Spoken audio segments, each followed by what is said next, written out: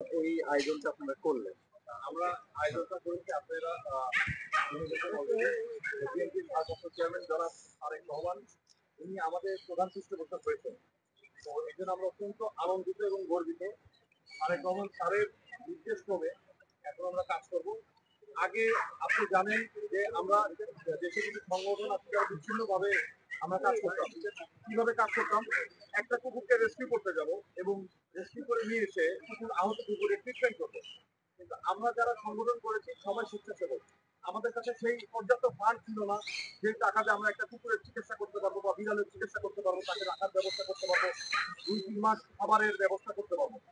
জনাব তারেক রহমান যখন আমাদের এই অনুভূতির কথা শুনেছেন, আমাদের এই চাওয়ার কথা শুনেছেন, উনি বলেছেন তোমরা করো, তোমাদের যত সহায়তা লাগে। শুধু মানুষই নয়, বাংলাদেশের প্রত্যেকটা প্রাণ বেঁচে থাকা অনেক ইম্পর্টেন্ট। তো আমি বলতে চাই এতদিন জনাব তারেক রহমানকে আমরা জেনেছি একজন মানবিক নেতা হিসেবে। উনি আমাদের এই সংগঠনের প্রধান পৃষ্ঠপোষক হয়ে একজন প্রাণবিক নেতার পরিচয় দিলেন। তো জনাব তারেক রহমানকে অত্যন্ত শ্রদ্ধার সাথে ধন্যবাদ জানাতে চাই এই মহতি উদ্যোগ নেওয়ার জন্য। আর আপনার প্রশ্নের উত্তর দিতে চাই যে আপনি বলেছেন যে কারা কারা বাংলাদেশের সব সংগঠনকে আমরা আহ্বান করবো। আমাদের কিছু সংগঠন থেকে আমরা একটি কমিটি করেছি যাতে অনুষ্ঠানটা সুসম্পন্ন করতে পারি এবং বাংলাদেশে আগামীতে বাংলাদেশের সব সংগঠনের সব বড় বড় নেতাদের নিয়ে আমরা বসবো।